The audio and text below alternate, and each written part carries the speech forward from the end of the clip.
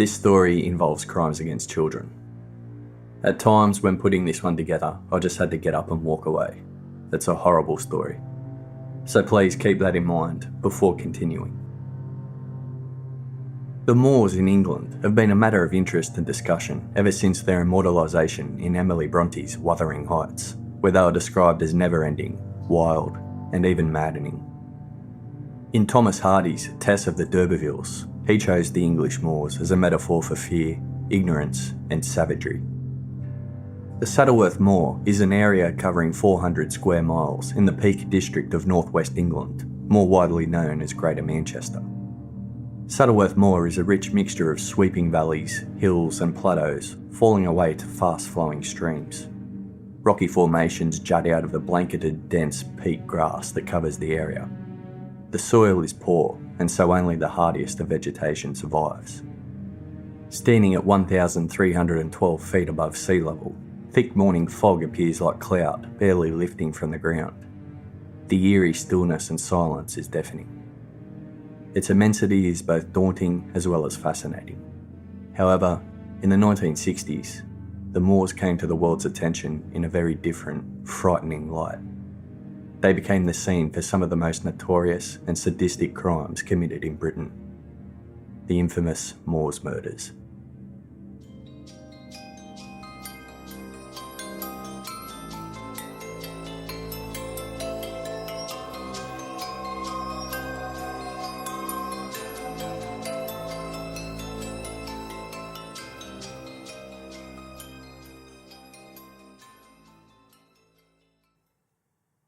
Myra Hindley was born on the 23rd of July 1942. Her mother Nellie was 22 years old at the time. Her father Bob wasn't home for the birth. He was fighting in the Second World War. After Myra's birth, Nellie moved in with her mother Ellen.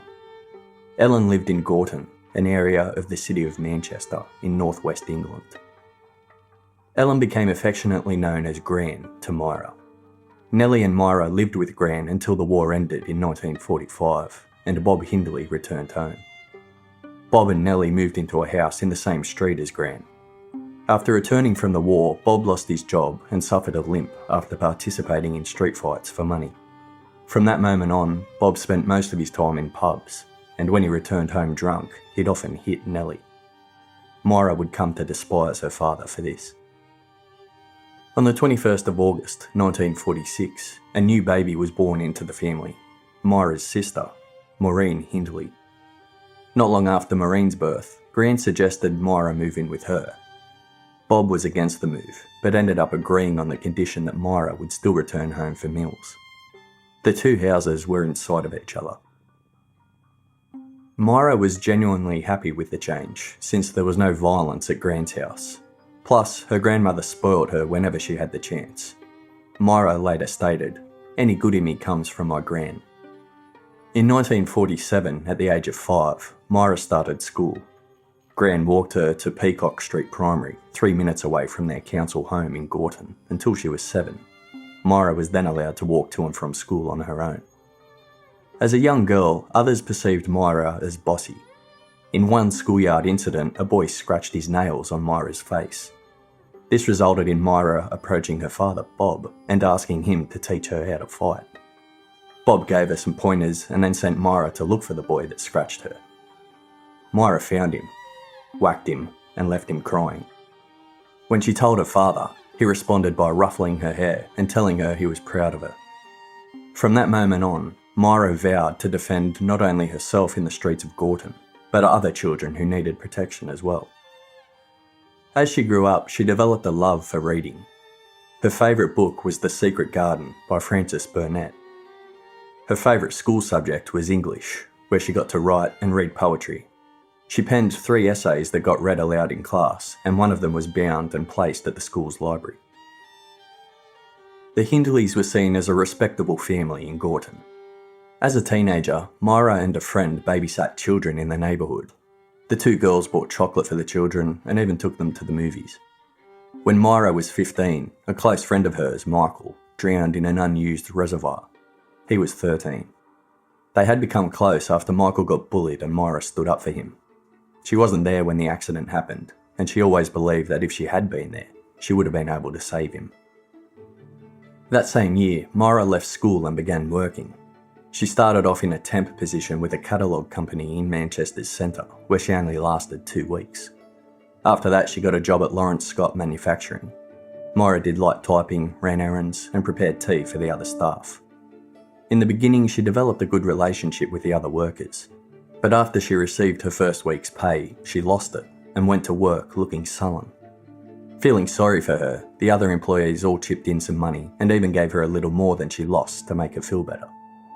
They were far from impressed when Myra walked into work not long after, saying she had lost her pay again. Many turned against her. One of the women who remained close to Myra at work invited her to her flat and changed her hair colour. She bleached it. Myra loved it, and from that moment on, she chose to stay blonde. In the summer of 1958, at the age of 16, Myra committed to the Catholic Church and received her first prayer book from her auntie. Myra started dating boys, but maintained her religious beliefs and was against sex before marriage. By the end of 1958, she had her first steady boyfriend and started doing all of the housework herself as practice for running her own home. At the start of 1959, Lawrence Scott had financial difficulties, and as a result, Myra was made redundant. She was only unemployed for a short time. She started work after at Clydesdale's furniture shop in Gorton as a junior typist. But the wages were poor. Myra's grandmother from her father's side worked at the Bellevue amusement park, and she was able to get Myra work there in the catering department. In February 1960, Myra left that job for another typist job. However, she hated that and almost immediately started looking for other work. On her 18th birthday, her boyfriend Ronnie proposed. Myra was excited and happily showed off her engagement ring to family and friends. Her mother Nellie wasn't thrilled though. She didn't want Myra to marry her first boyfriend. She wanted her to enjoy the years of her youth. It wasn't long before Myra started to have doubts too. Firstly, she looked at her mother and thought of her as a downtrodden wife with a boring domestic role. She later stated, "I wanted my mother to stand up for herself, but she was weak and allowed Daddy to bully her. I hated that." Secondly, Myra started criticising Ronnie. Her description of him was, quote, "boring and mundane. He cared a lot about me, which mattered, but he didn't like dancing, and we spent most of our time at stock races, which was his hobby." Apart from that, Myra couldn't get past the permanent grease underneath his fingernails, as it reminded her of the working class, and especially of her father. Thirdly, Myra looked at the people around her and said, quote, "When I began to witness many of my friends and neighbours, some of whom had to get married, having baby after baby, almost tied to the kitchen sink, and struggling to make ends meet while their husbands went out every night drinking and betting away their wages, just as my father had done, I began to feel uncomfortable and restless." In the end, Myra decided very few men could be trusted, and that the women she knew had been trapped into family life with no money and no freedom. Myra started thinking about leaving and working abroad, either as a nanny or entertaining in holiday camps, but she couldn't go through with it. She loved her family and believed that if she shared her thoughts, they'd think she was getting above herself. So she decided to stay put and not share with anyone what she was really thinking. She considered her sister, Maureen, to be her best friend. Maureen copied Myra's style of dress. The two of them were extremely close. It was in December 1960 that Myra's life would change forever. A friend of hers pointed out an advert for a job at Millward's Merchandising Company. Myra applied and secured an interview. Millward's was in a large detached house. They supplied chemicals, mostly to the cotton industry. When Myra arrived, the head of the firm greeted her and set her up in a small room where she was given a typing test and then an interview. After which, Myra was offered a job. Since it was still early afternoon, she was invited to meet the rest of the staff members, including her new boss, Tom. Tom shared an office with two other men. One was an older clerk who kindly introduced himself to Myra. The second was a stock clerk, Ian Brady. Ian Brady was born on the 2nd of January 1938 in Glasgow, Scotland. His birth name was Ian Duncan Stewart. His mother was Maggie Stewart, 28 years old. Maggie never revealed much about Ian's father, other than stating he was a journalist who died 3 months before Ian's birth. Ian didn't hear anything further about his father, not his name or where he was from. The only detail he found out later was that he might not have died and could have moved to Australia. Before Ian's birth, Maggie had been living with a friend. After his birth, she found her own room to rent and wanted to return to her old job of waitressing, but she couldn't find anyone to take care of Ian. Despite her struggles, Maggie initially refused to give Ian up for adoption, but after 4 months, Mary felt there was no other option and decided to find a foster family. She came across Mary Sloane, a 34-year-old cotton mill worker, who offered her home to Ian. She was married to John Sloane, and they had 4 children of their own already. They lived in a 2-bedroom flat with shared washing facilities and an outside toilet. The Sloanes were poor, but were regarded by those who knew them as a warm and respectable family. Ian loved them and called Mary his ma, John his pa, and to their children his brothers and sisters. Maggie still visited Ian every Sunday. She introduced herself to him as Peggy, but it didn't take Ian long to figure out that she was his birth mother. Maggie always bought him gifts and clothes, spoiling him whenever she could. In the middle of the Second World War, 1941, Ian was 3, and Kilbride, where he lived, became one of the most attacked areas in the UK. But according to Ian, he wasn't scared. Far from it, he says. He remembers the event fondly, stating he found the sound of exploding missiles thrilling. At the age of 5, Ian started at Camden Street Primary, a few blocks from his flat. He did well academically, especially in English, where he won an award and got praised for his meticulous style of writing. Socially, his recollections vary. Ian once described those school years as, quote, "the best period of my life. I was not the stereotypical loner.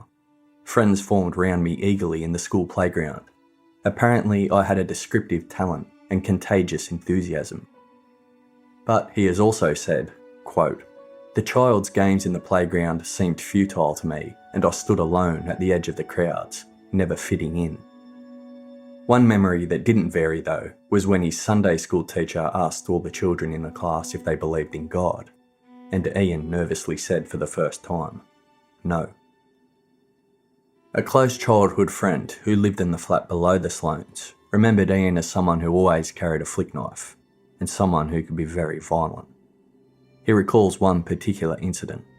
"He once tied me to a steel washing post, heaped newspapers round my legs, and set fire to them.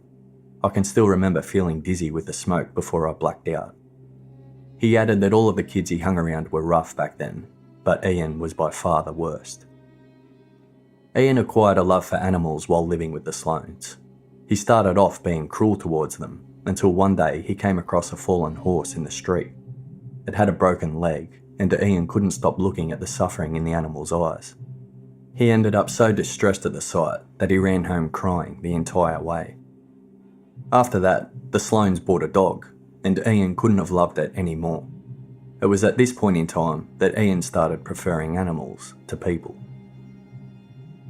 In 1947, when Ian was 9 years old, the entire Sloane family went for a picnic to Loch Lomond. Ian saw for the first time what an open, vast scenery looked like. Quote, "Confronting a sea, a moor, or standing on a mountain, you can almost hear the unknown, invisible presences.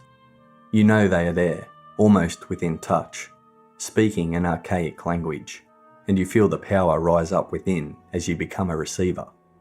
You feel a surge of ultimate energy and power that makes you laugh with pure delight or cry with gratitude." When the Sloanes had packed everything up and were ready to head back home, they found Ian standing on one of the hills, staring off in the distance, captivated. That same year, there was a slum clearance program in Kilbride. Families were examined before being allocated new homes. The Sloanes were resettled in a 3-bedroom semi-detached house with a garden and indoor bathroom in what was considered a select estate in Pollock. They had woods nearby as well as the River Cart. Ian couldn't have been happier with the move and loved working in the garden. The one downside was that his mother's visits became less frequent since she had been dating an ex-army soldier, Patrick Brady. Maggie started by skipping Sunday visits, and then, when Patrick had to move to Manchester for work, she went with him and didn't see Ian anymore at all. She kept in contact solely through letters.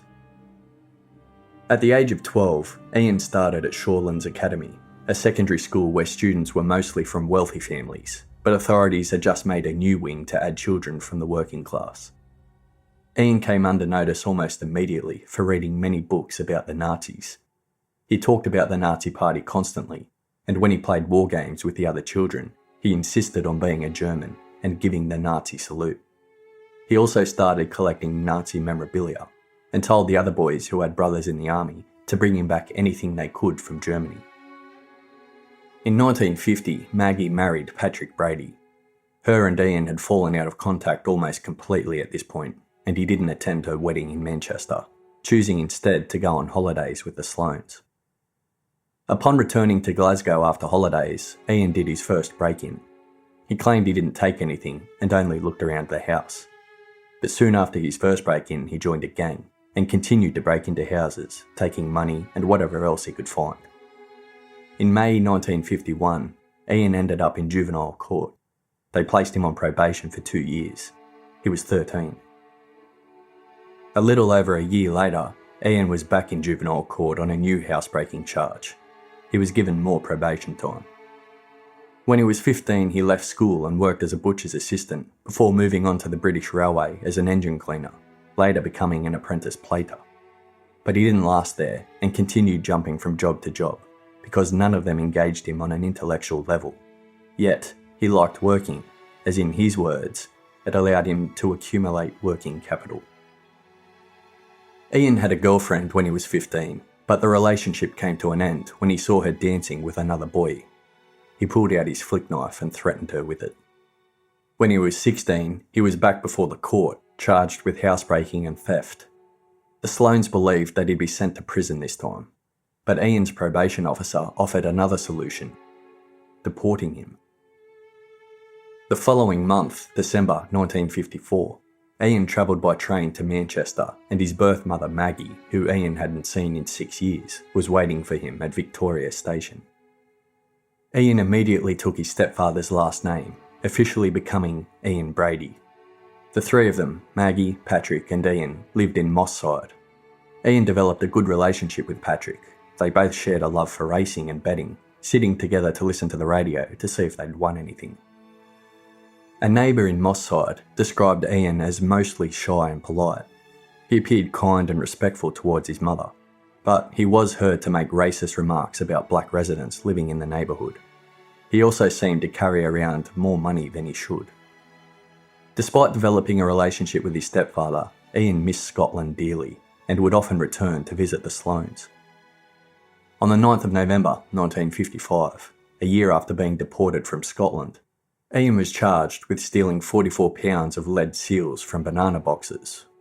He was working as an errand boy at a fruit market at the time, and a driver asked Ian to help him stock all of the lead into his truck. Ian helped him, and the driver sold the lead to a scrap dealer. But the dealer called the police, and when questioned, the truck driver implicated Ian. At Manchester Crown Court, Ian pleaded guilty, believing he'd only be given a fine. He was actually sentenced to 2 years at a borstal, which were reformatory centres run by the prison service for offenders under the age of 23. They have since been described as a breeding ground for bullies and psychopaths. At this point, Ian found it difficult to connect emotionally with anybody. He started seeing others only as people he could manipulate to his own benefit. He only became friends with inmates that he thought would be useful to him on the outside, to help commit crimes. On the 10th of January 1956, Ian was transferred to Hatfield Borstal, a former army training camp for boys of better than average intelligence with a relatively light criminal record. It was located 112 kilometres from Manchester. Ian was given a psychiatric examination and was deemed unfit for national service. Ian used his time running a betting syndicate and selling alcohol. After getting drunk and attacking a warden, he was expelled and transferred to a harsher borstal located within Hull Prison, even further away from Manchester. Ian spent 2 years at Hull. He was given training in bookkeeping after the authorities discovered he had a talent with numbers. While he wasn't bookkeeping, Ian was making plans to rob banks when he got out. He continued making contacts with inmates he thought would be useful in helping him to carry out his criminal plans on the outside. He stated, "Gradually, I began to adopt a more studious professional attitude towards crime. My instinctive form of relativism developed into a pragmatic philosophy. I began to choose my followers." On the 14th of November 1957, at the age of 19, Ian was released. He went back to Maggie's house in Manchester. Maggie had been trying hard to convince the neighbours Ian had simply fallen in with the wrong crowd. After his release, Ian still acted shy and quiet, and the girls in the neighbourhood started seeing him as someone attractive, dark, and mysterious. Ian bounced around several different jobs and moved house several times with Maggie and Patrick. They eventually settled at 18 Westmoreland Road, Longsight, an inner city area of Manchester. Ian visited Longsight Library regularly and started reading different books that would stick with him for years to come. One of them was Crime and Punishment by Fyodor Dostoevsky, which tells the story of Raskolnikov, who rationalises murder and suggests that a man has the right to decide whether to kill or not. Another favourite of Ian's was the work of Marquis de Sade, whose books considered murder a pleasure to experience. Ian advanced on to Nietzsche, among many others, and finished with a strong conclusion, quote, "A killer is attracted and stimulated by the excitement of challenging the norm, of stepping into forbidden territory like a solitary explorer, consciously thirsting to experience that which the majority have not and dare not." Ian started work as a stock clerk at Millward's Merchandising Company in February 1959. He was seen as neat, punctual, and usually polite, although he was known to throw a tantrum if he lost a board game during the lunch break. Most of the time though, he kept quiet, usually ate egg and cheese sandwiches for lunch, and sat on his own while reading books such as Teach Yourself German or Hitler's Mein Kampf. Although he had made big plans to commit crimes while at the Borstal, and even made connections with people he thought could help, he didn't take any steps to make those plans a reality once he got out. Then, he met Myra Hindley. When Myra Hindley first saw Ian Brady, she felt rooted to the spot. Quote, "I can only describe my reaction as an immediate and fatal attraction, although I had no inkling then of just how fatal it would turn out to be. He gave no indication that he noticed me, appearing to be the strong, silent type. I was determined I would make him notice me." A few of the physical details that caught her attention were his dark hair, deep blue eyes, fresh complexion, and his well-manicured fingernails, which she felt were in stark contrast to her boyfriend Ronnie's, who always had grease under his nails. The day after her job interview at Millward's, Hindley went out with friends and gushed to them about Brady. She compared him to the ultimate idols back then, Elvis and James Dean. The first step Hindley took to get Brady to notice her was to put extra care into her appearance. She started working at Millward's on the 16th of January 1961, and from that first day, she showed up early, looking her best. She didn't share an office with Brady, but she saw him regularly at lunch breaks. Brady seemed too busy playing board games or reading the racing guides to notice her. Hindley didn't see what others saw. She never saw Brady throwing tantrums when losing games. She thought he always seemed calm and collected. She did hear him shouting on the phone if he lost at the races, but that seemed understandable. She also heard him talking to other colleagues about the books he read. But as much as Hindley noticed him, Brady didn't seem to notice her at all.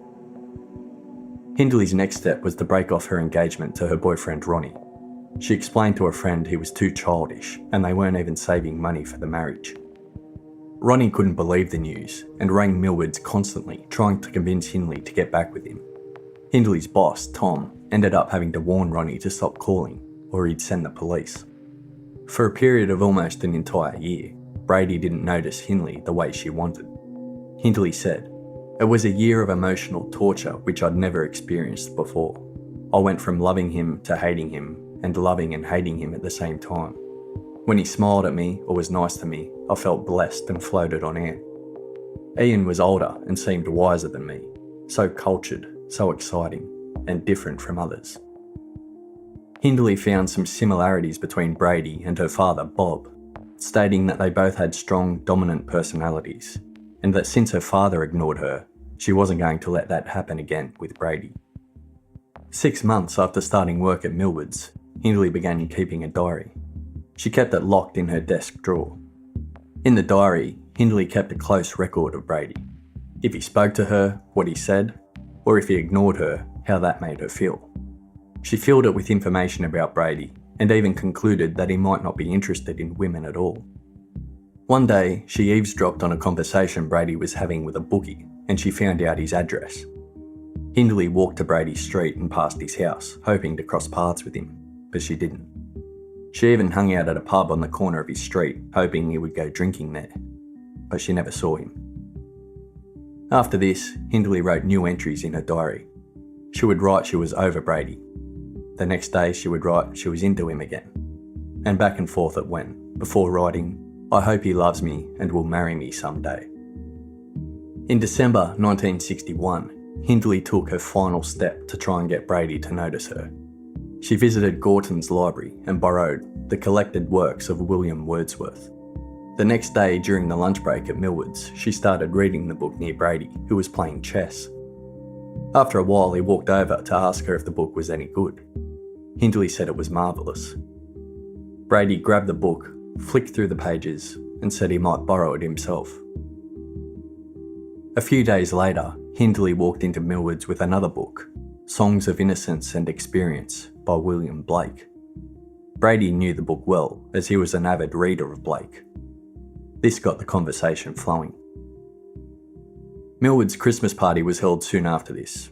Hindley sat with some colleagues, but kept staring at Brady, who was drinking heavily. Hindley sipped her rum and coke while watching the rest of the staff pair up on the dance floor. Suddenly, Brady appeared by her side and asked if she would like to dance. Hindley said of course she would. Brady kept stepping on her feet and moved awkwardly. After the party, Brady walked Hindley home. He asked her if she'd like to meet with him later that evening. She enthusiastically agreed. When Hindley got home, she reapplied her makeup, lacquered her hair, and then ran to the bus stop Brady had set as a meeting point. They spent the entire evening travelling by bus, going from pub to pub, getting drunk. They walked home, since they missed the last bus to Gorton, and when they reached Hindley's house, Brady asked if he could come in. Hindley said no, as her gran might still be up. Brady kissed her and said goodnight. When they got back to work, Brady at first acted as if nothing had happened, but when he caught Hindley alone, he asked if she would like to go to the movies. Hindley agreed and described the date in her diary. It was the 22nd of December 1961, and they saw King of Kings, which was narrated by Orson Welles, who Ian said was his favourite actor. Afterwards they visited a pub, and Ian started talking about his despise for religion. Although Hindley was still a Catholic, she didn't argue, and in fact stated that Brady convinced her all her beliefs were wrong. Especially when Brady asked that if God existed, then why did he let Hindley's friend Michael die when she was 15? She couldn't answer that question. They went back to Hindley's house where she lost her virginity to Brady. Hindley described it as an act of semi-violence provoked by her, who first kissed Brady in an abrupt and demanding way. They spent Christmas Eve together, and Hindley wanted to go to Mass. Brady flat out refused to enter a Roman Catholic church, but agreed to go to St. James Anglican Church in Gorton. There was a graveyard next to the church, and after Mass, they walked through it. Brady suddenly took a piss at the edge of the graves, sculled from a bottle of whiskey he had under his coat, and declared, "That's what I think of Christianity." When Brady met Hindley's parents, Bob liked him, but Nellie didn't. She thought he was too much like Bob. Back at Millwoods, the older clerk retired and Brady got promoted to his position, so now Hindley worked for Brady and they moved into the same office. Brady bought himself a motorbike and would stop at Hindley's house occasionally, whenever he felt like it. Hindley stopped going out with her friends so she could be at home, just in case Brady visited. Little by little, Brady revealed more of himself to Hindley until he eventually disclosed his entire past to her. Brady wasn't affectionate to Hindley in public. If they had a fight, Brady would apologise with a gift, which they called anniversary presents. He called Hindley either Kiddo or Hess, after Hitler's appointed deputy Führer, Rudolf Hess. Hindley called Brady Neddy after one of the Goon Show characters, which was one of Brady's favourite shows. They went to the movies often. They loved spy dramas like 007. Afterwards, they'd return to Hindley's and share a bottle of wine. Every night, Brady would say goodnight and leave Hindley's house, only to sneak in a while later. He did it to keep the neighbours from knowing they spent the night together, but they weren't fooling too many people. Brady introduced his love for the Nazi Party to Hindley. First he called her Hess. Then he bought her German records, taught her German words, and they would continuously listen to Hitler's Inferno, a compilation of music, marching songs and speeches from the Nuremberg rallies. They hated most people. Immigrants were referred to as sponges and filth, while everyone else was referred to as maggots and morons. But what they did love and respect were animals. They had Brady's dog Bruce and Grand's dog Lassie, who they loved dearly. They'd go as far as getting the Manchester Evening News looking for anyone convicted of animal cruelty, and if they found someone, they would either damage their property or attack them physically. Brady was extremely meticulous about his suits, usually having them tailor-made. He had a classical and formal style of dress. After meeting Brady, Hindley started changing her style of dress too. She went for a more provocative look.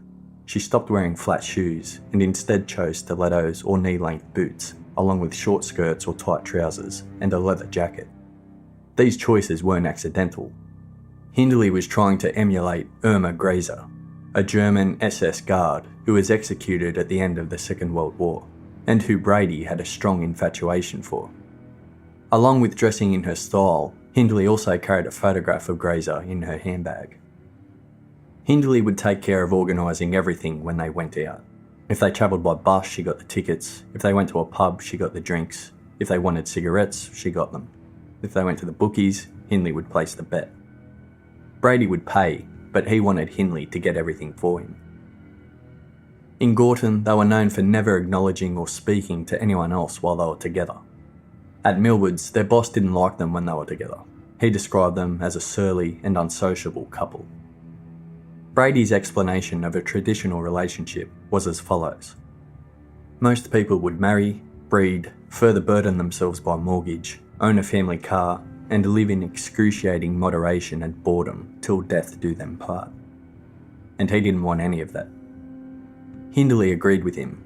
Even though she wrote in her diary that she hoped to marry Brady before dating him, she now went back to her initial idea of not wanting marriage or babies, or a stable relationship, or stable, boring life. She said her and Brady had a good understanding of one another, and were of similar intellectual level, as they were both cultured, listened to classical music, and read classical literature. To her, more than anything, what they shared was dissatisfaction with belonging to the working class and being trapped in it.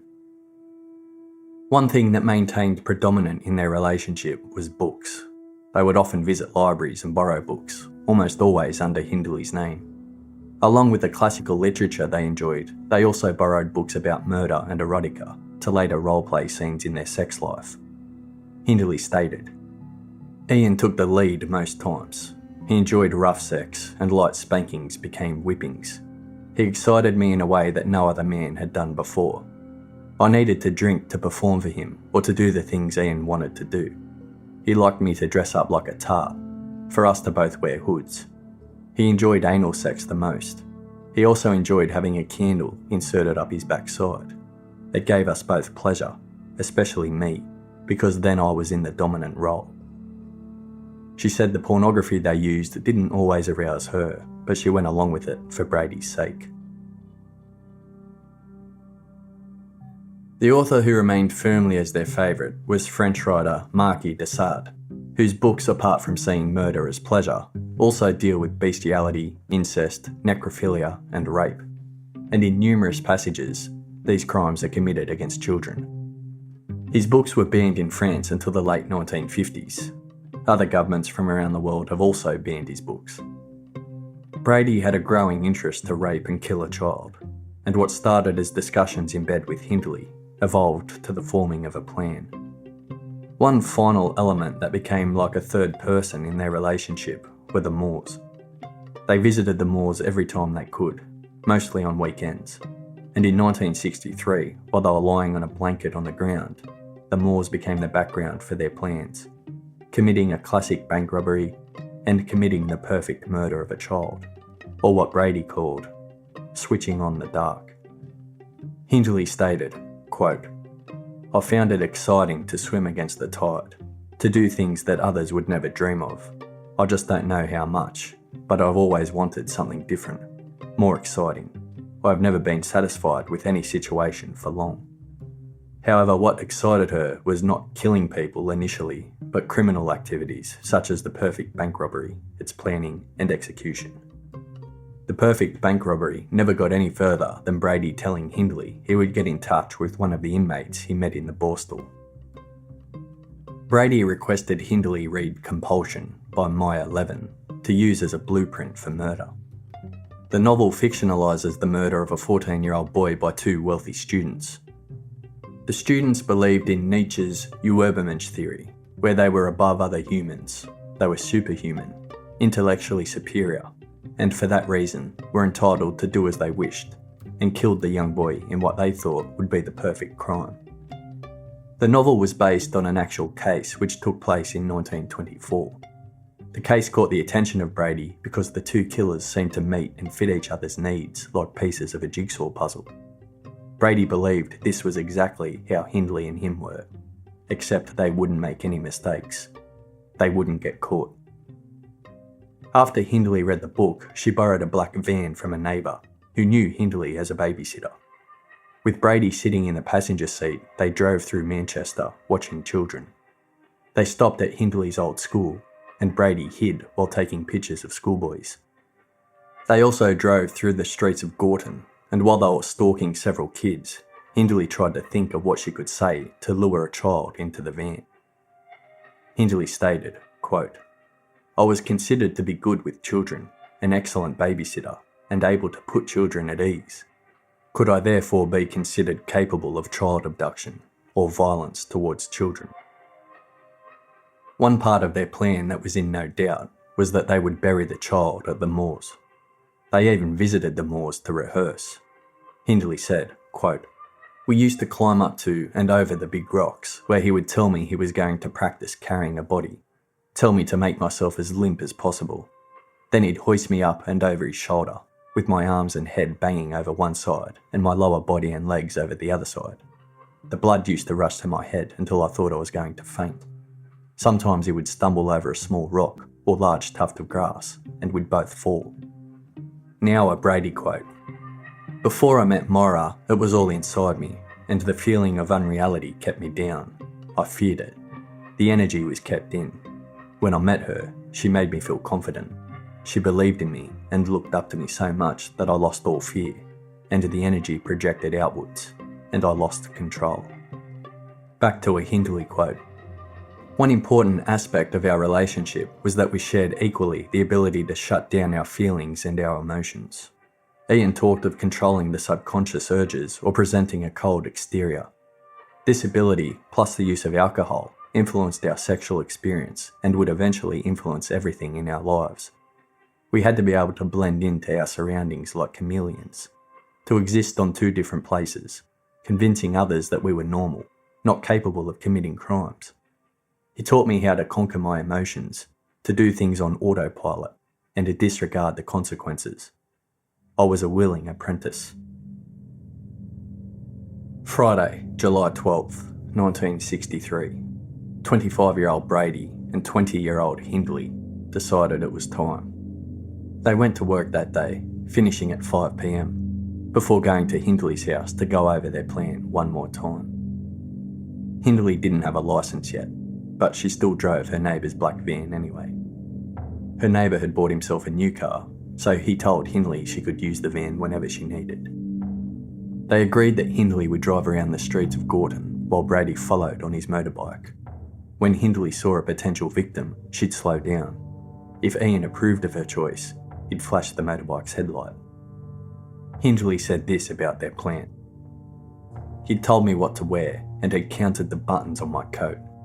He'd counted the buttons on his coat and jacket and shirt and made a list of everything. He was so methodical and precise. He thought of everything, every possibility, absolutely everything. They had dinner, and a little after 7:30 p.m, they left Hindley's place. They drove slowly through Taylor Street and turned right into Gorton Lane. There, they saw a small girl walking on her own. Hindley slowed down even further, but sped off when she saw the girl's face. It was 8-year-old Marie Ruck, who lived just around the corner from Hindley. After she sped off, Brady signalled for her to stop. Hindley pulled over and Brady wanted to know why she hadn't picked the girl up. Hindley said she knew her and it was too much of a risk. Plus, an 8-year-old girl going missing would bring too much heat. Brady agreed with Hindley and told her to drive to Ashton Old Road, which was towards the railway line.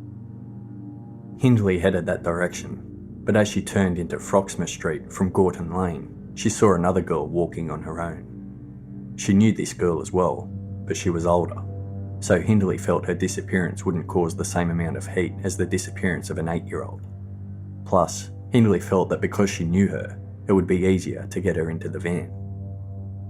Hindley pulled the van up alongside her and whispered to herself, "If I can do this without conscience, I can do anything." The girl was 16-year-old Pauline Reed. Pauline had gone to primary and secondary school with Maureen, Hindley's sister. She worshipped at St Francis, where Hindley had gone since she was a child, until she met Brady. Pauline's father was a regular at the same pub as Bob, Hindley's father, and they often had drinks together. Hindley was also friendly with Pauline's mother, Joan. Pauline had a good relationship with her mother Joan, her father Amos, and her older brother Paul. She had dark hair and blue eyes, loved dancing, and composed songs and poems. Pauline had kept the same tight group of friends her entire life. Her best friend was Pat Cummings.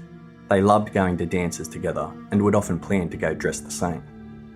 Pat Cummings said this about her best friend, Pauline. She was very quiet. When she came to our house, she would ask me to walk her home if it was dark. She was very frightened. She was not the sort to get into a car with a stranger. Pauline was a trainee baker. She worked with her father in Gorton. Her photograph appeared in the Gorton Reporter after she finished as one of 3 winners in a Christmas cake competition in 1962. She loved her job, and that Friday, the 12th of July, 63, she finished her shift by herself. Her father had already left to go home for a quick nap before heading to the pub. Pauline left the bakery and went to a friend's house, Linda. She asked Linda to go to the dance at the British Railway Social Club that night. Linda's mother didn't let her, since alcohol would be sold there. Pauline then went to see another friend. Again, the answer was no, because alcohol would be sold. Pauline returned home and asked her mother Joan if she could talk to some of her friends' mothers to try and persuade them, so she didn't have to go to the dance alone. Joan agreed, and Pauline went upstairs to get ready. She had recently bought a twist frock which she wore, along with white shoes, a blue coat, and white gloves. She put 10 shillings in her pocket and walked downstairs. Joan gave her one of her lockets to wear. Joan didn't have any luck convincing Pauline's friends' mothers, so Pauline left for the dance on her own. She walked through Eaton Street, past Hindley's parents' house, and when she got to Gorton Lane, her best friend, Pat Cummings, saw her. Pat had heard about Pauline going to the dance, and she couldn't believe she'd go on her own, since she was usually so shy. Pat convinced another friend to go with her, and they decided to surprise Pauline by meeting her at the dance. They knew which way she would walk, so were waiting for her as she walked along Gorton Lane. It was just after 8 p.m. They followed her to Froxmore Street, but then Pat and her friend waited until they lost sight of Pauline. They then ran to the dance another way, with the plan being to beat Pauline there, so they could surprise her at the entrance. They waited for Pauline, excited to surprise her. But as the minutes ticked by and there was no sign of her, Pat decided Pauline must have chickened out going to the dance by herself, and had turned around and gone home. Pat and her friend left. In Froxmoor Street, Hindley pulled up next to Pauline and asked if she would like a lift. Since Pauline knew Hindley and her family, she accepted and got into the van. Hindley opened the passenger door for her. Brady stopped his motorbike nearby. As Hindley drove off, she asked Pauline if she would mind taking a quick detour. Hindley said she had lost a glove, which was of great sentimental value to her, and wanted to go to the outskirts of the city to try and find it. She offered to give Pauline several records as a reward for her help. Pauline agreed, and Hindley drove towards Saddleworth Moor, 22 kilometres away. Pauline herself had actually lost one of her gloves that night, just after she left home. Her mother Joan found it when she opened the front door to let some air in after Pauline had left for the dance. Joan picked the glove up and placed it in a kitchen drawer. She went to bed feeling a lot more anxious about letting Pauline go to the dance alone. On the way to Saddleworth Moor, Hindley couldn't stop thinking about Pauline's perfume. It reminded her of the perfume she wore herself. Savile's June. Pauline suddenly interrupted the silence between them to ask about Brady. Hindley said he was busy, but would head up to Saddleworth Moor to help look for the glove when he was free. The truth was, he was right behind them.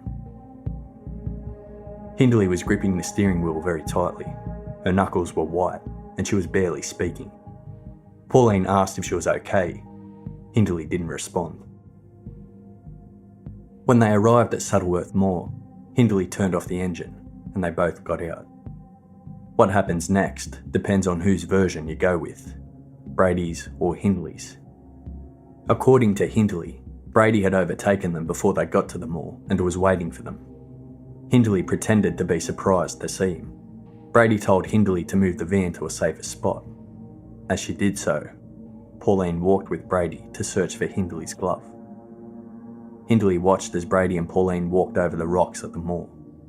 Pauline stumbled on the rocks, and it was at that point Hindley looked away and concentrated on moving the van. She stayed in the van and doesn't know what happened, but Brady later banged on the window and told her he needed help with Pauline's body.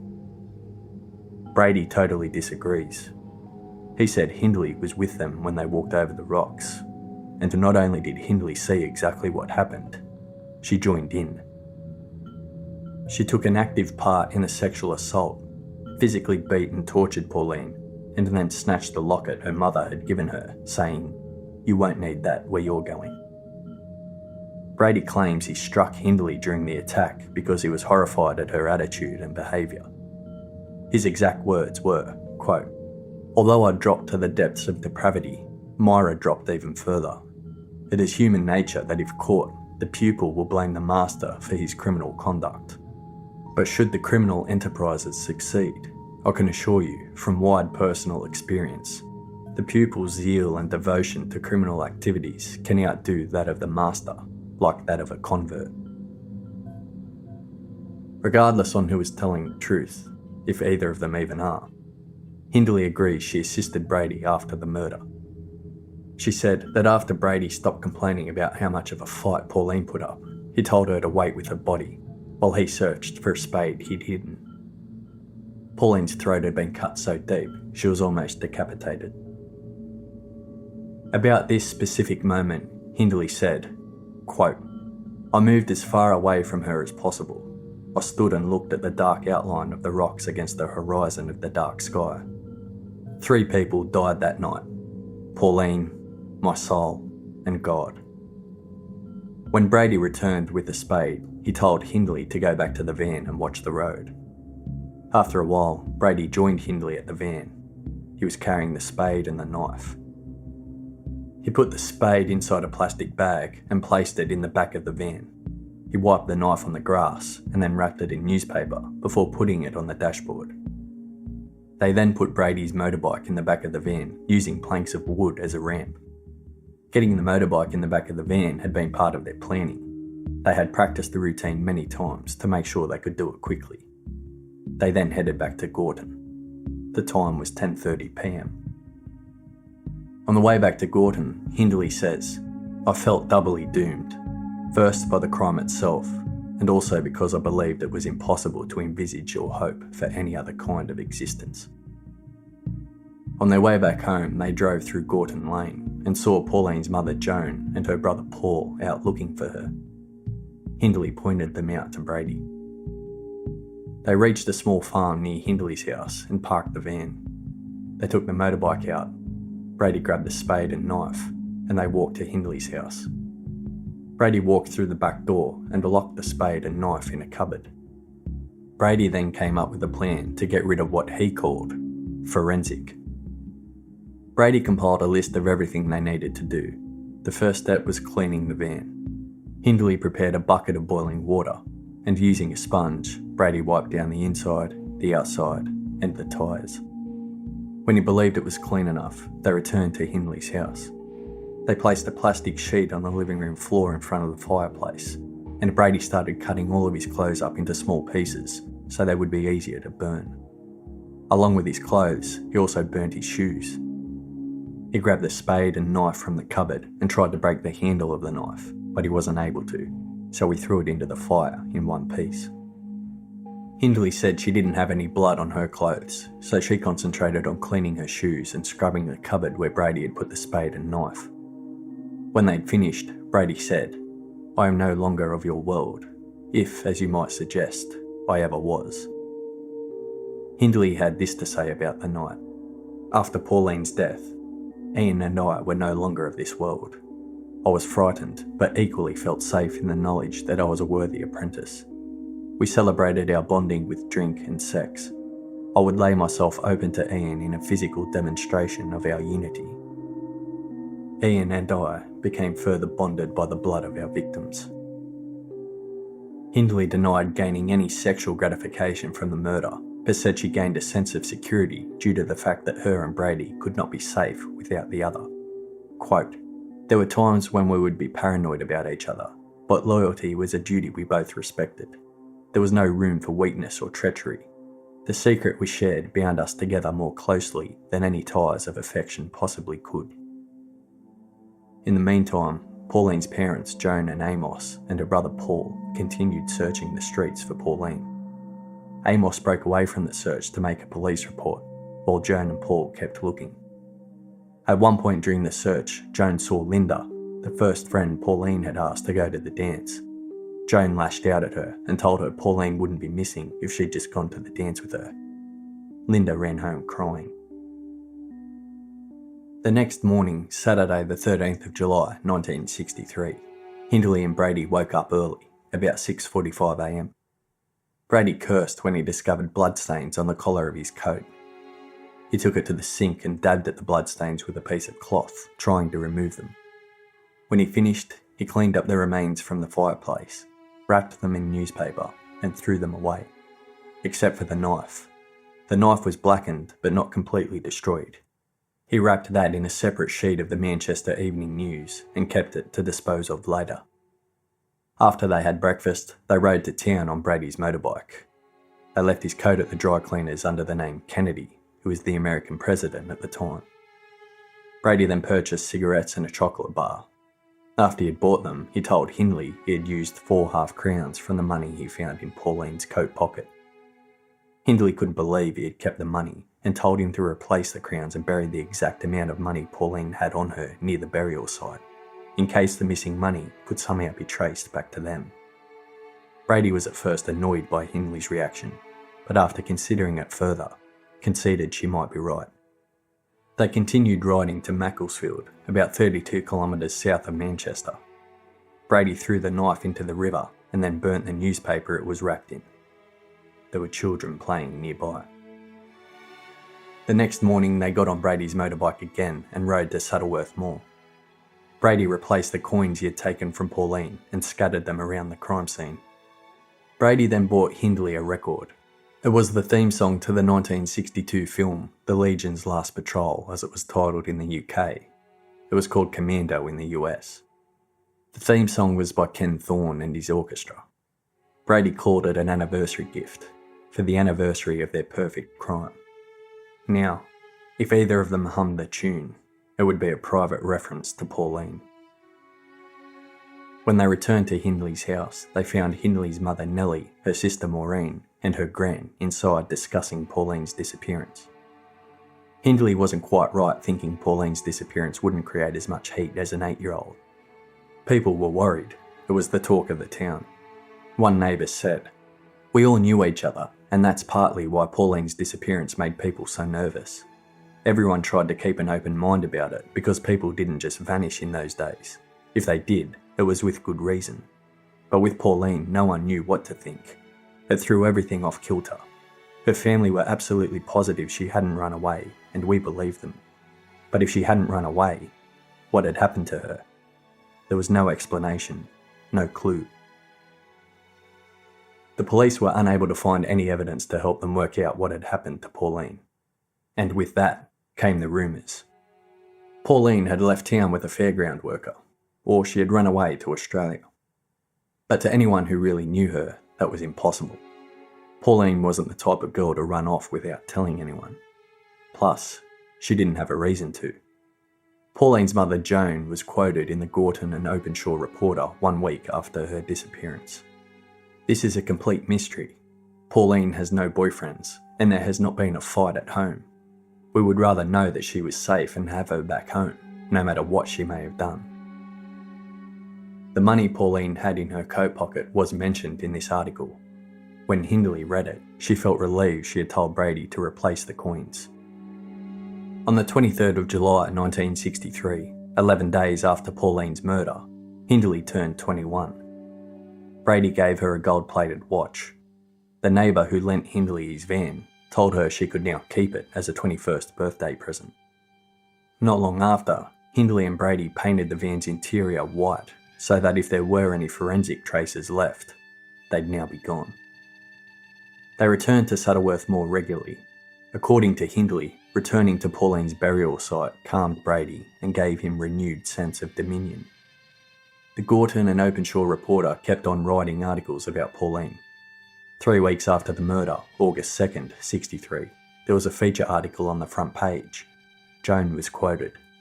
"She used to go dancing often. I was not worried at first, but I became alarmed when she failed to return. There will be no trouble for Pauline when she does come home." The police were also quoted. "The search has drawn a complete blank, and we are very anxious about the situation." Police had drained a large section of the canal near where she was last seen. They'd used tracker dogs, dragged other nearby ponds, visited fairgrounds, coffee bars, cinemas, knocked on all the doors they could, questioned as many people as they could. But it turned up nothing. Along with the police inquiry, it was a known fact that Pauline's family were continuing their own search. Amos and Joan were always spotted out looking, often in the very early hours of the morning. Joan said, "I was always looking. I even went house to house thinking I'd find her in one of the houses. I was always ready with my coat on to run out as soon as daylight came. I went miles on my own, travelling on buses and thinking I'd see her, getting on one bus and running after another bus." That summer, Hindley and Brady went on a holiday to Scotland. Before they left, Hindley stopped at the police station to ask a favour. She asked them to please watch her van while she was away. It wasn't the first time Hindley and Brady had travelled to Scotland together. Brady had previously shown Hindley around, pointing out the houses he grew up in. On these trips they would sometimes come across children by themselves, but Brady told Hindley he would never hurt a fellow Scot. When they returned home from their trip to Scotland, a police officer knocked on Hindley's door. It was about the van. Hindley's fear quickly turned to relief when the officer asked if Hindley would be interested in selling him her van. Hindley was open to the idea, and they agreed on a price of £25. But the officer said he couldn't exchange money while on duty, so he offered to take Hindley on a night out and pay her the money then. Hindley agreed. When Hindley told Brady about the encounter, he laughed hysterically. Hindley laughed along with him. Hindley's date with the police officer went ahead. He picked her up on his motorbike and they went to a pub in Gorton. After the pub, the officer drove her home. Hindley invited him inside for a cup of tea. While sitting in the living room, Hindley mentioned that she was in a serious relationship with Brady. But it wasn't long before they started kissing and then slept together. At one point, Hindley says she wanted to tell the officer about Pauline, but she thought better of it. Instead, she asked him whether she should apply to join the police force. They made plans to meet again. Hindley was serious about wanting to join the police force. She went to Mill Street Station for an interview.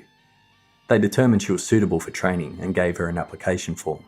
When she told Brady, he laughed hysterically and said, "Join the force, you'll pick up a lot of useful information."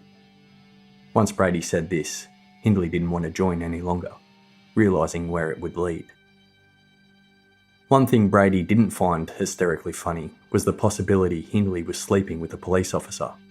He was starting to suspect it. When he confronted her about it, Hindley remained silent, so he knew then his suspicions were confirmed. Hindley said Brady threatened to kill the officer.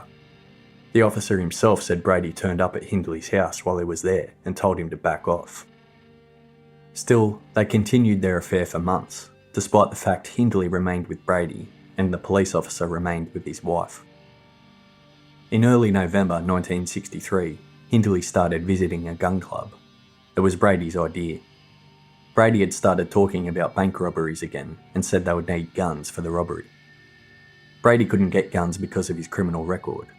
Hindley didn't have much shooting talent. She was forever worrying about the kick, and she'd always close her eyes before shooting.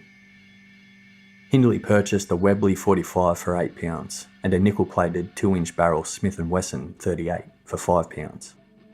She later purchased a target rifle from a store in Manchester. Brady and Hindley took the guns to the moors and shot at tin cans. Brady had a fascination with the guns and would spend hours cleaning them. One time while cleaning the rifle, he pointed it at Hindley, his finger slowly pulling the trigger. Hindley didn't know if it was loaded or not.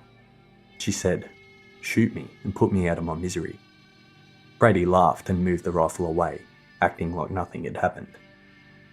A few days later, Hindley was cleaning the Webley 45. She pointed it at Brady and told him it was loaded.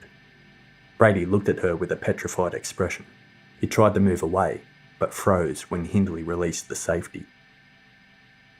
Hindley started shaking, then threw it at him, asking him how he felt having a gun pointed at him. Hindley started crying, and Brady smacked her in the head twice, telling her she was getting too far out of line, and warning her to watch it, or he would put her in her place once and for all. By mid-November 1963, 4 months since Pauline's murder, Brady and Hindley started planning another one. According to Hindley, they were in the living room at her home watching television when Brady said, "I want to do another one." Hindley claims she told him she didn't want to be involved. Brady told her she'd only have to coerce the victim into a hired car. He also told her that this time he wanted a child. Firstly, because of his sexual attraction to children, and secondly, because of the way Pauline had struggled. He wanted someone he could handle better, someone who wouldn't stand a chance against him. Before putting their new plan into action, Hindley slept with the police officer one last time, then told him they were finished. He accepted that, paid Hindley for the van, and said goodbye. Hindley believed that with him, things would have turned out differently. Quote, "If we'd met before Ian and I did, I knew that the love that had grown between us would have blossomed. I would have had no hesitation in marrying and having children with him."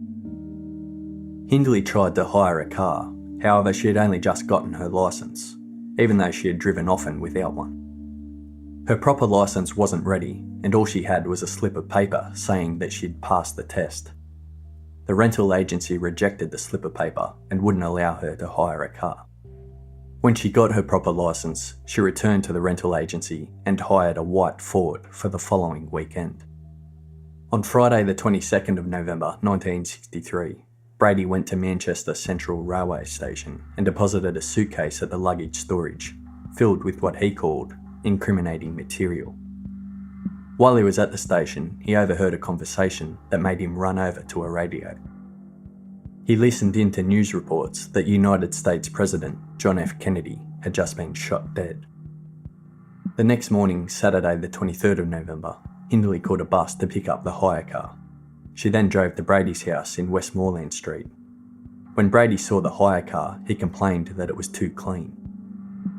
When he finished complaining, he gave Hindley another present, a new record, 24 Hours from Tulsa by Gene Pitney. Once again, this song would serve to remind them of their new victim whenever they heard it or hummed it to each other. They drove to Leek in Staffordshire, 56 kilometres south of Manchester. They spent the morning at the Roaches, a prominent rocky ridge 1,657 feet above sea level, popular with hikers and rock climbers. They then drove north to Huddersfield, 70 kilometres away. They stopped for something to eat and a coffee. While in Huddersfield, Hindley walked into a hardware store wearing a black wig. She bought a spade, a knife, and a length of cord. Afterwards, they returned to Manchester and found a cinema playing From Russia with Love, the 007 film. They'd already seen it, but in the case they were later caught and asked questions about their whereabouts, they would use the cinema and that movie as their alibi. Hindley dropped Brady home and then returned home herself. At 4 p.m. that afternoon, Brady rode to Hindley's house on his motorbike. In the trunk of the hire car, Hindley and Brady laid out plastic sheets and put the target rifle, the spade, and the flashlight on top. Hindley put on her wig and a headscarf and went over the plan with Brady one more time. Once they picked up a victim, Hindley would drive to the moor and let Brady and the victim out. She would then drive away to Greenfield, which is near the entrance to the moor. She would wait 30 minutes and during that time get the rifle from the trunk and put it on the passenger seat. Then she would drive back to the moor, to the spot she dropped off Brady and the victim. She would flash the headlights 3 times. If everything was going to plan, Brady would flash the flashlight 3 times. Once they were both happy with the plan, Hindley drove to Ashton-under-Lyne, 7 kilometres north of Gorton. They chose Ashton-under-Lyne as it had a popular market on the weekends, and on this particular Saturday, there were over 100 stalls. Brady and Hindley were easily able to blend in and stalk children without anyone noticing. As soon as they arrived, Hindley went to the bathroom to adjust her wig and tie her headscarf tighter. When she walked out, she started browsing the stalls until she found Brady. He told her he'd already seen a young boy who appeared to be on his own. Brady and Hindley linked arms so they looked like a normal couple, and Brady led her through the market until they reached the wall, where the boy sat eating broken biscuits from a bag. The boy was John Kilbride. John lived in a 3-bedroom red brick house at 262 Small Shore Lane, Ashton-under-Lyne. His parents were Patrick and Sheila, and at 12 years of age, John was the eldest of 7 children. He had brown hair, big eyes, and a gap-toothed smile that made him recognisable in the neighbourhood. He always walked with hands in pockets while whistling or singing. He attended St. Damian's Catholic Secondary School and was very happy there. He had a lot of friends and was always cheerful. He was a big fan of football, especially the local team, Ashton United. His biggest passion, though, was movies. He went to the cinema whenever he could. John's grandmother lived close by and he would often visit her to offer his help around the house or in the garden. His grandmother suffered from gallstones and wasn't able to bend over easily, so she was glad to have John around. That morning, Saturday, November 23rd, 1963, John had gone shopping for his grandmother. After he dropped the groceries off, he went to the movies with 3 friends. All 3 were also called John. They went to the Pavilion Cinema, which was close to the market. They watched The Mongols, which finished at 5 p.m. After the movie, they had no money left, so they decided to go to the market and offer their assistance to stallkeepers for tips. Unbeknownst to John, his father Patrick had been in the market to buy shoes only 15 minutes prior. Since the market was large and crowded, the boys split up. John was able to pick up a few jobs helping out the stall holders.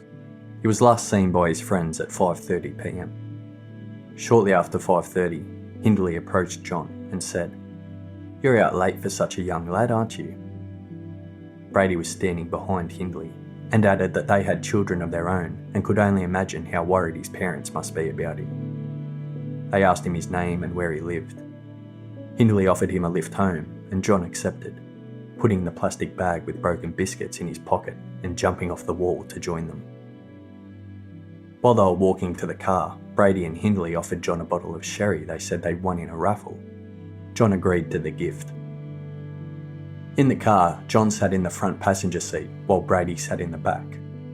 Hindley locked the doors. Brady said the bottle of sherry they were going to give him was back at their house in Greenfield, next to the Moors. John agreed to go with them to get the sherry. When they got close to Greenfield, Brady said while they were there, they should try and find Hindley's lost glove, which held sentimental value to her. John didn't reply. Hindley drove to Saddleworth Moor and parked the car. Brady asked John if he would help him look for Hindley's glove before they went back to their place to get the sherry. John got out of the car and stood nervously next to the door. Brady fetched the flashlight from the trunk. The knife and cord were already in the pocket of his coat. He then signalled to John to follow him, and they walked out onto the moor. Hindley watched as they walked away, noting the big height difference between Brady and John. Hindley drove to Greenfield and parked opposite a pub, the Clarence, which was located where the road ended and the moor started. She parked in a dark spot and got out of the car and put the rifle in the passenger seat as instructed. She kept checking her clock, and when 30 minutes passed, she drove back to where she left Brady and John. Once there, she flashed her headlights 3 times. In the middle of the darkness, she saw 3 slight flashes from the flashlight. She turned the car around, and not long after, Brady appeared, out of breath. He opened the trunk and threw the spade inside. Hindley saw that he was also holding a small shoe. Brady explained it must have fallen off during the attack, and he only noticed it after he buried John. He added that after he assaulted John, he wasn't able to kill him with the knife because the blade wasn't sharp enough, so instead he had to strangle him with the cord. After killing John, Brady looked up at the sky, shook his fist, and shouted, "Take that, you bastard." Later he explained, quote, "Nothing less than challenging God or the indifferent universe will satisfy. A form of reversed hope, as it were. Show me your power, your existence, by stopping me. To be ignored is to be deprived of human dignity and meaning." Brady placed the knife and cord in the trunk and then got in the car. Hindley drove them back to Gordon. Back at Hindley's house, Brady went through the same steps of getting rid of what he called forensic. Again, Brady made a detailed list. The first step was cleaning the spade, which he did in the sink, and afterwards he placed it in the cupboard along with the rifle. In the fireplace he burned his clothes, John's shoe, and the handle of the knife, which he was able to separate easily this time. He disposed of the blade separately. The plastic sheeting they had laid in the trunk got thrown away, and they wiped down the hire car thoroughly, inside and out. When they finished, they both sat in front of the fire and drank 3 bottles of wine with whiskey chasers. About that night, Hindley had this to say, quote, "With the killing of John Kilbride, a child, I felt I'd crossed the Rubicon. Ian said good. Admitting to have crossed the Rubicon was tantamount to admitting what he tried to drum into my head, that what was done and couldn't be undone. There was no going back, and even after the first murder, we were irrevocably bound together, and more so after the second one. Just then he looked up at the TV. There was either a football match on or late sports news. He said, 'Look at that massive crowd. Who would miss one person, 2, 3, from all the millions of people in this country?' I didn't say their parents and family. He never gave them a thought, and I knew I'd really have to steel myself to do the same." In Ashton-under-Lyne, John's family was starting to worry. He was usually home by 5:30 p.m, but the hours continued to tick by, and there was no sign of him. One of his brothers, Danny, started knocking on the doors of friends and relatives to see if they'd seen John, but no one had. At 9 p.m, John's mother, Sheila, started to fear the worst. She didn't believe he could be anywhere good. Since they didn't have a phone, she went to her sister's house and called the police. When the police officers walked inside the Kilbride house, they had to mute the TV as a news report about John F. Kennedy's assassination was blaring. While Sheila was speaking to the officers, she broke down crying. One of the officers remembered the day well, many years later. Quote, "Everyone knows where they were when Kennedy was killed. and John Kilbride went missing a day later. I was working late in the darkroom, and I had a radio fixed up on one of the shelves, and the announcement about the little lad came on there, crackling over the airwaves. The next day, the search for John Kilbride started. Detective Chief Inspector John Dawn was in charge of the case. Police visited the market and inspected trucks, questioned stallholders, opened boxes, and went over just about everything in sight. John's parents, Sheila and Danny, started searching everywhere they could too. They got on buses and went to different towns to see if there was any sign of John. Deep down they knew it was pointless, since there was no reason for John to run away, but they found it impossible to sit and wait. That same morning in Gordon, Brady left Hindley's house and returned home to Westmoreland Street. Fighting a hangover, Hindley returned the hire car. Although they thought they had cleaned the car thoroughly, the foreman at the car rental said it looked as if it had been through a ploughed field. 2 days after the murder, Monday the 25th of November, the Manchester Evening News posted an article about John. The headline read, "Dogs join in massive comb out for boy." At Millwoods, all of the staff were talking about the article and about John. Hindley and Brady read the article, and Brady felt satisfaction. The crimes he was committing were starting to get highly public, and he later stated, "The audience is the value and quality of the act."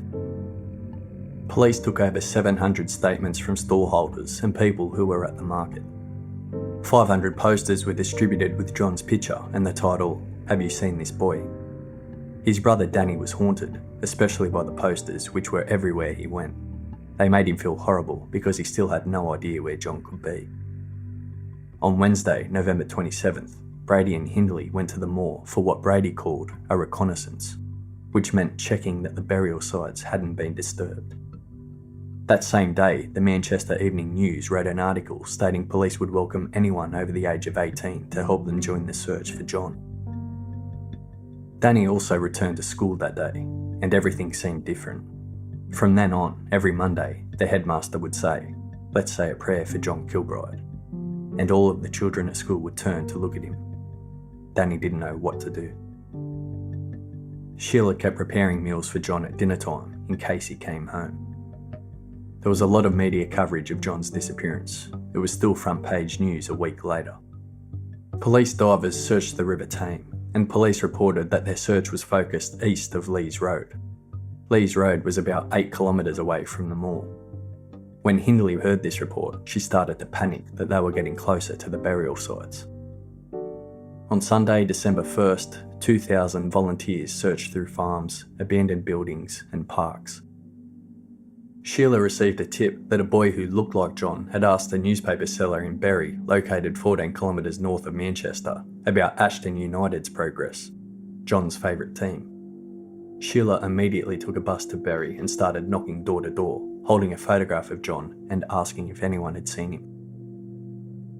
A businessman who'd been following the search offered a reward of £100 to anyone who could give information about John's whereabouts. While watching TV, Brady asked Hindley, "What do you think I get out of doing what we've done?" Hindley responded that it was because he was in charge, he dominated, and had the power over someone's life and death. Brady smiled at her and said, "Good, you know where I'm coming from now."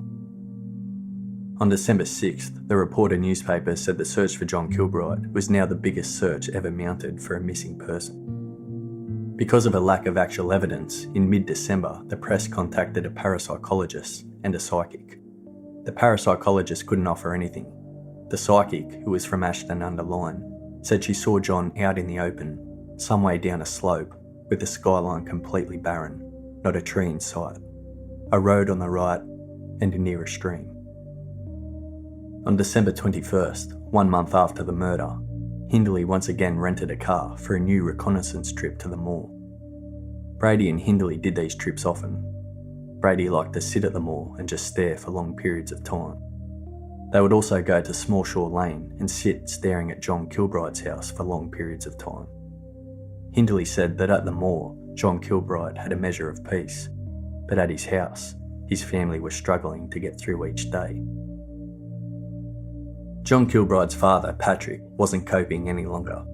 The police had repeatedly taken him in for questioning, suspecting he may have been responsible for John's disappearance. Patrick was starting to despise them for it. Patrick ended up in a violent fight at a pub when someone hinted he was to blame for John going missing. On December 27th, the local press did a story about Christmas at the Kilbride's house. They took a picture showing Sheila and Patrick sitting at the table with their 6 children. One chair was empty. To welcome in the new year, 1964, Brady and Hindley went to the moor, and Brady held a whiskey bottle up and shouted, "To John." In February 1964, Hindley bought a second-hand Austin A40 car. Only 37% of households in the UK owned a car at the time. One of the first trips Hindley did with the car was to the moor with Brady for another reconnaissance. This time though, they did something they hadn't done before. They took what they called souvenirs, which were photographs. They went on the trip with Puppet, Hindley's new black and white puppy from a litter Grand's dog Lassie had. Brady, like he did with all animals, loved the dog. When they reached the moor, they parked and walked to Pauline's burial site. Brady took a picture of Hindley standing near the site, cuddling Puppet. Then they walked over to the other side of the road, where John's burial site was. Hindley crouched down on John's burial site, still holding Puppet. She looked down to the ground, and Brady snapped the picture. About these souvenir photographs, Hindley said, quote, "Ian would have liked the victims to have suffered for the rest of their lives after he had abused them. He could only savour past experiences through items that he kept under lock and key, returning at a later date to rekindle the excitement. Some of the photographs that we took on the moors were constructed with the location of the graves taken into consideration, but Ian did not need a camera's image. He could reproduce the image in his own head." The pictures were later added to a photo album, along with regular family pictures and holiday photos. To family and friends, they just looked like regular happy photos. They didn't know the sinister secret that laid underneath. At Easter, Brady and Hindley travelled back to Scotland. They visited the memorial to Maggie Wall, a burial site for a woman who was burnt as a witch. As a young boy, Brady was impressed by the place and wanted Hindley to see it. They stole a stone from the grave and took a picture. On May 6, 1964, Hindley swapped the Austin A40 for a white Morris Mini Traveller, a 2-door station wagon in which the back seat could be folded flat to create more room. With the new car, Hindley and Brady continued doing reconnaissance trips to the moor, where they took more souvenirs of the burial sites. On May 15, 1964, John Kilbride would have celebrated his 13th birthday. Sheila bought him presents and wrote him a card that said, "For John, if he is found by today, May 15th, all my love." Sheila kept all of his belongings, went to church regularly to pray for him, and continued to walk the streets, hoping to see him somewhere. In Gorton, Jean, Amos and Paul Reed were doing the same for Pauline. Meanwhile, Brady said to Hindley, "I am ready to do another one."